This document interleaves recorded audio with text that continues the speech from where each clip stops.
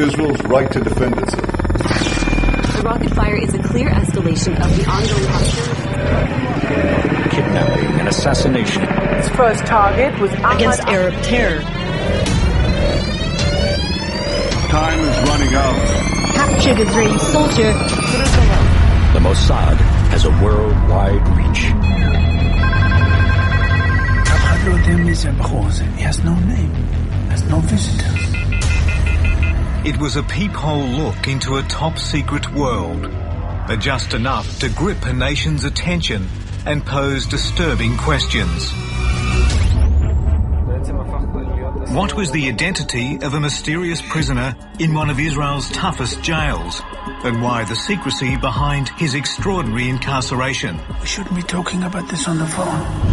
When the media began to ask questions, the state mobilized to push through one of the harshest and most punitive suppression orders conceivable.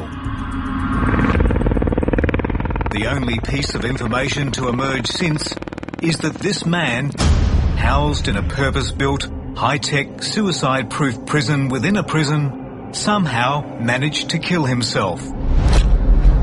There are many inside and outside Israel who remain deeply concerned about the case of prisoner X.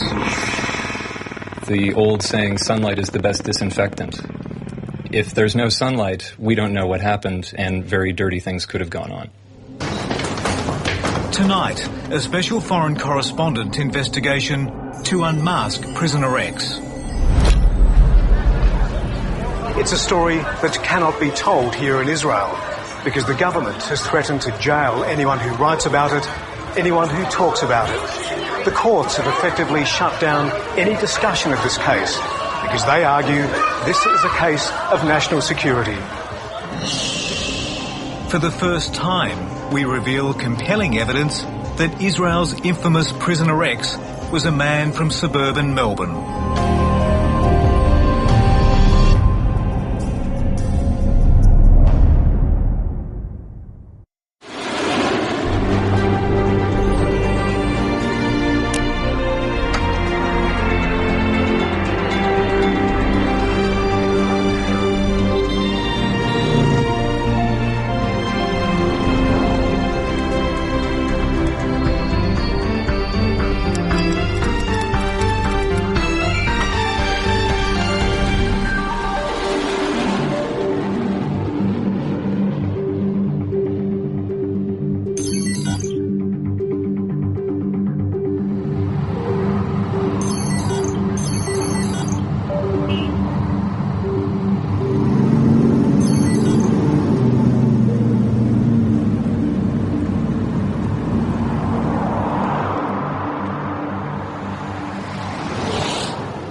Ayalon Maximum Security Prison conceals many secrets, even from those who work behind its walls.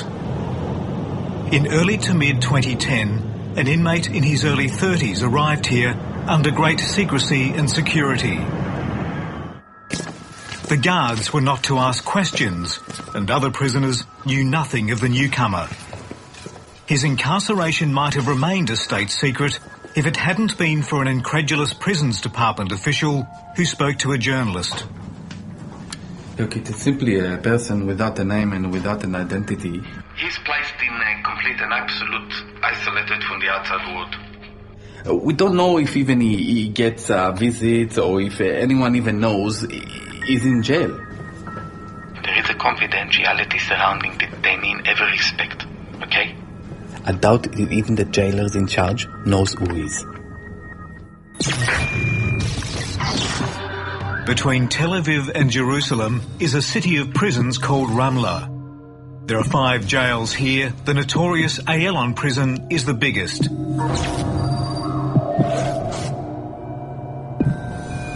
Detached from the main part of Ayalon is Wing 15, a jail within a jail, but containing just a single cell. With an array of high-tech features including CCTV, it was built to house the assassin of Israeli Prime Minister Yitzhak Rabin. But for several months in 2010, the identity of its occupant was a state secret. Look, There's too much confidentiality surrounding him, okay? It is scary that in 2010, a man in prison in Israel without us even knowing about it, okay? The prison official's account was picked up by online news service Ynet, and Israel's internal security force Shin Bet acted quickly to shut down the coverage. The reporter who ran the story was interrogated. When approached by foreign correspondent, he said he didn't want to get into any more trouble.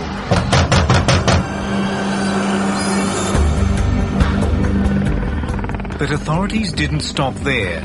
Shin Bet went to court, and at a secret hearing, a judge banned any further public mention of the Prisoner X case.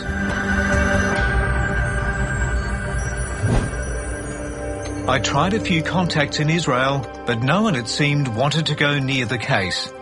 And when I asked Israel's Association for Civil Rights exactly what couldn't be discussed, their chief legal counsel replied to me with just 3 words: the whole affair. Back in 2010, the association's Dan Yakir wrote to Israel's Attorney General about Prisoner X and received a letter back saying, "The current gag order is vital for preventing a serious breach of the state's security, so we cannot elaborate about this affair." Eventually, I found someone from an international organisation who was prepared to talk. Bill Van Esveld is from Human Rights Watch. Israel and the Palestinian territories are his patch. There will always be a national security justification offered by a government for, some sort of bad treatment. You can almost expect it. It's not an excuse. You can never disappear somebody. That's just a very clear red line. You cannot create a secret facility. You cannot, take somebody and put them on the dark side of the moon and not expect to be called to account for it. But the intriguing mystery of Prisoner X would not go away, despite the heavy-handedness of the security services. One American blogger had a theory of his own, that this secret inmate was an Iranian general by the name of Ali Reza Asghari. He claimed the general had been kidnapped by Israel's overseas spy service, the Mossad. That theory went nowhere. Clearly it was super sensitive. Otherwise, at least people in the detention facility would know about it. This is a center of attention. This part of the world has a lot of eyes on it. It's very difficult to keep a secret that well in this day and age. The mystery had now become a source of speculation in the international media.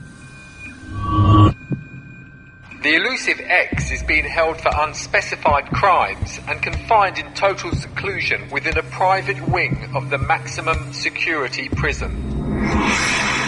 Several websites have suggested that this may indicate that the man is being held on suspicion of espionage and is a serving agent of the Mossad, Israel's foreign intelligence service.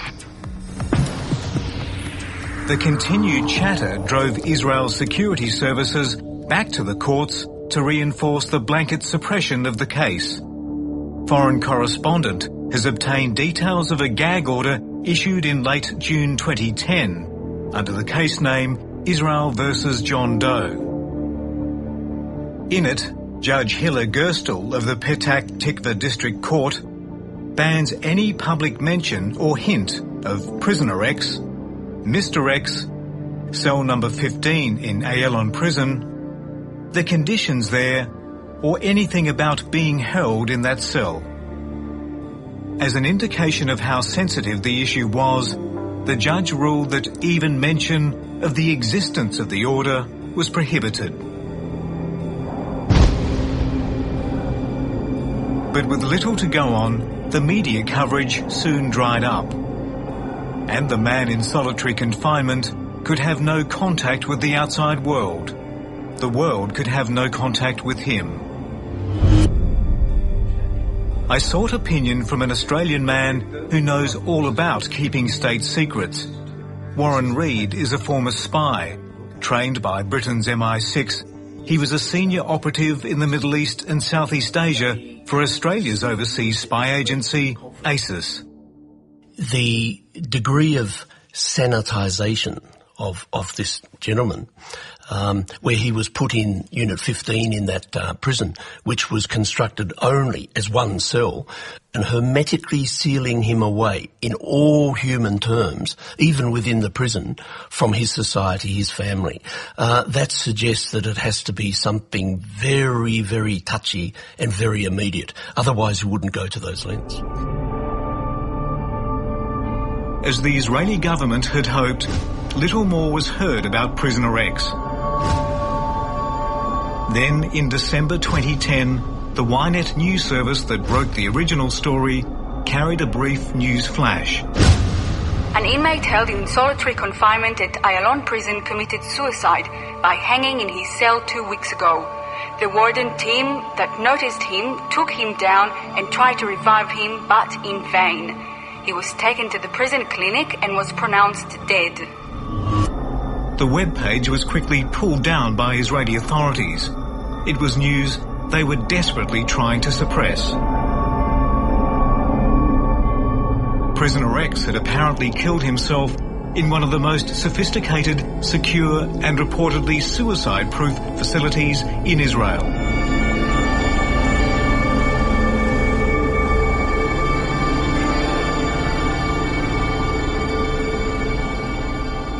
Was there a history of mental illness? Was there a history of physiological illness? Was this a result of what had happened to him in prison? Was he told that he would never get out? Was this a result of despair? I mean, it's all speculation now, but that's why you need the facts to be uncovered. That's why, the state should not be able to shroud things in secrecy, because anything could have happened. The person could have been murdered in custody. How could anybody hang themselves in that way? There are lots of ways nowadays where you can pick up the extent to which the person in the cell is sweating, their heartbeat, or all sorts of things. I mean, modern technology applied in a cell like that almost totally precludes any possibility of someone like him, sanitised in that way, could hang themselves. I find it almost impossible to believe. Then, during an assignment in Israel last year, an intriguing development. A respected and trusted source with connections to Israel's security establishment told me something he couldn't hope to have revealed in the local media. Prisoner X, he said, was Australian. He told me that X was a Jewish man in his mid-30s who'd been in Israel for about 10 years. He'd lived in the Tel Aviv suburb of Ra'anana with his Israeli wife and 2 children. This Australian, he'd claimed, had worked for spy agency Mossad. I was given the name Ben Alon. This is his photograph from a social media site. And this is him at his wedding in 2006, with a caption bearing another name, Ben Zigia. As our investigation unfolded, his different names would become significant.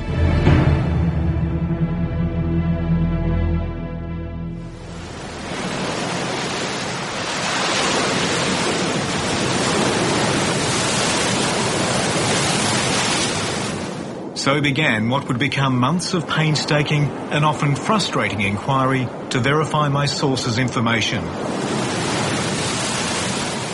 It's a trail that leads all the way from Tel Aviv to Melbourne. But first, to comprehend how an Australian could fall into such a predicament, I wanted to understand what motivates Australian-born Jews to make the pilgrimage to Israel.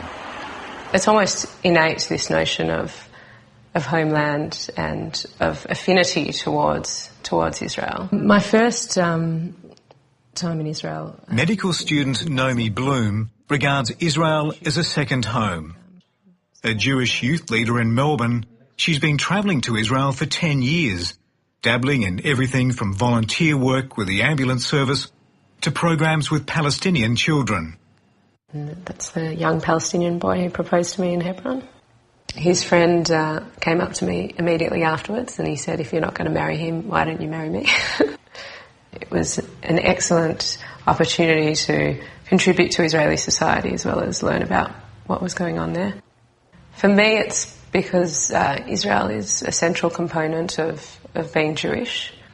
I wouldn't consider myself necessarily a religious person, but very strongly identify as a cultural Jew, and a huge part of Jewish history and Jewish culture has been centred on the notion of Judaism as a nationality, as in addition to it being a religion. Australian Jews, like others from the diaspora, are entitled to automatic Israeli citizenship and often become dual citizens. With that comes an obligation to serve in the Israeli military.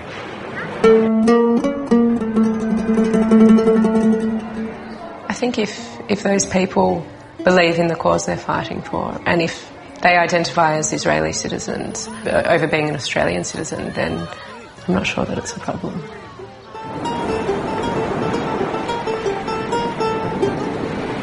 Israel's largest and most vibrant city, Tel Aviv, is a magnet for young Jewish men and women from around the world who come here by the thousands each year. There are many ways to serve Israel, and Australians have found themselves in intelligence agencies operating here. Australians abroad generally seem to be fairly innocent. It's a clean country, it has a good image, like New Zealand. There aren't many countries like that. So our nationality and anything connected with it can be very useful in intelligence work. Still sharp are the memories of early 2010, when Australians found out how their identities could be abused abroad. It was the most audacious of cloak and dagger missions, the assassination of a Palestinian arms trader in Dubai 3 years ago. Practically the full story played out on CCTV. But the greatest international outrage was that Mossad had used the identities of dual nationals living in Israel, including 4 Australians. The spy agency created new passports with photos of the hit squad members. This is not the first occasion where there has been misuse of an Australian passport by Israeli agencies. This was sanctioned by the State of Israel, and that's why we have responded in the way that we have, and why, in very many respects, we're distressed by it. It marked a frosty moment in relations between two countries that were friends, their intelligence agencies close as well. We can only get behind us if Israel conducts itself genuinely as a friend. Australia had expelled an Israeli diplomat. It was a mere spat.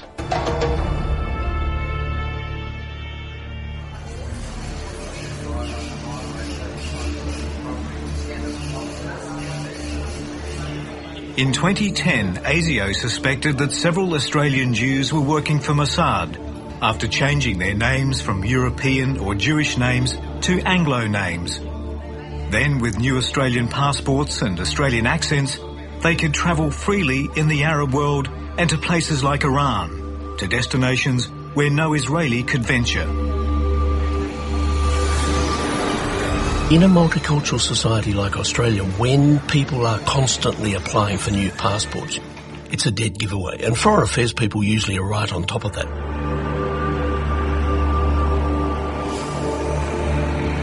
"12 years ago, Melbourne man Ben Zigia moved to Israel to start a new life and would change his name to Ben Alon. He would list his occupation as lawyer, but according to my principal contact, he worked for Mossad. My source told me something went dreadfully wrong in this man's spy career, and in early to mid-2010, Ben Zigia found himself in solitary confinement in Ayalon prison. For a Jewish person to be treated this way is really quite unusual. We can look at the apparent concern from the security services, but we can't say whether it was justified or not, because we don't know what happened. That's exactly the problem. Well, however the transgression came about, It would have to be involved with espionage, possibly treachery, but very, very sensitive information that, known to others, would pose an immediate threat to Israel as a nation state. But of course, with a case of this sensitivity, we really have to expect we'll probably never know. We've been unable to independently verify when Ben-Zigir was jailed in 2010. But the timing of the reporting of prisoner X's suicide offers key correlation to what we do know. Of 2 prison suicides in December, only one was at Ayalon. The Ynet story on the 27th of December referred to the Ayalon hanging as occurring 2 weeks ago, and that accords with records we've seen of Ben-Zigir Alon's death. We understand a post-mortem was conducted at the Health Department's Abu Kabir mortuary near Tel Aviv. Foreign correspondent has evidence that a death certificate issued there for Ben Alon, the name Ben-Zigir used in Israel, is dated December 15, so in keeping with Ynet's time frame. It states the death occurred at Ramla, the suburb of Ayalon prison, and the cause of death was asphyxiation by hanging. Sources within this facility have told us the body was from Ayalon jail.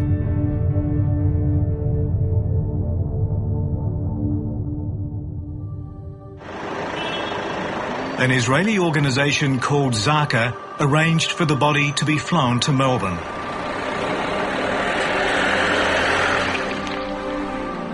Its religious band of volunteers are better known for recovering the remains of Israeli victims of terrorism.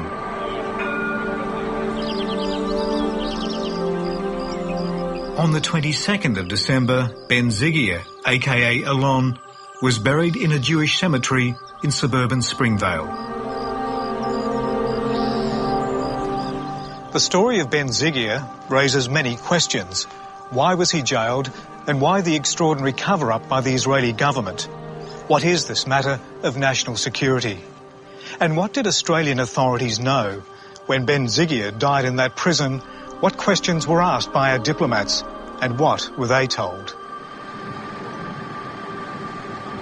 International protocols demand that when a foreign national is jailed or dies, their diplomatic mission must be informed. That is such a fundamental obligation, the obligation of one country to notify another when the other citizen has been arrested, detained, especially if they died. That is so basic that it's actually called customary law, which means that even if Israel didn't ratify a treaty saying it has to notify the other country, it still has to do so, because that is just such a basic norm of interstate relations. So what did the Australian Embassy in Tel Aviv know? Foreign correspondent lodged a Freedom of Information request to the Department of Foreign Affairs, asking for any documents relating to Ben-Zigir, also known as Ben Alon. DFAT told us there were documents relating to his imprisonment and death, but we weren't entitled to see them because their release could have a substantial adverse impact on the proper and efficient conduct of consular operations. But curiously, in their response to me, DFAT referred constantly to a Mr. Allen. When I asked for clarification, a department official told me that Ben-Zigir, also known as Ben Alon, also carried an Australian passport bearing the name Ben Allen.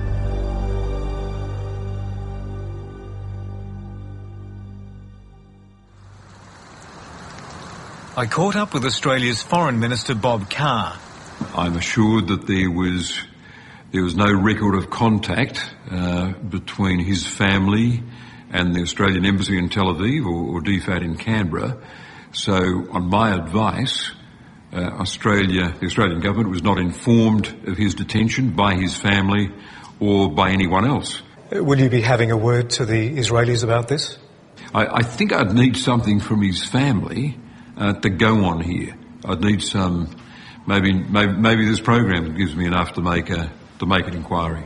A couple of years ago, Australian intelligence agencies were concerned at Australian Jews changing their names, getting a new Australian passport, and then working for the Mossad.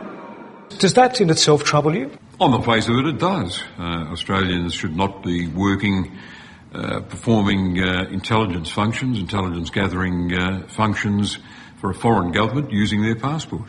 They would have breached, I would guess, half a dozen laws by so doing that. Over several months, we've been trying to build a portrait of this young man from Melbourne and his tragic decline.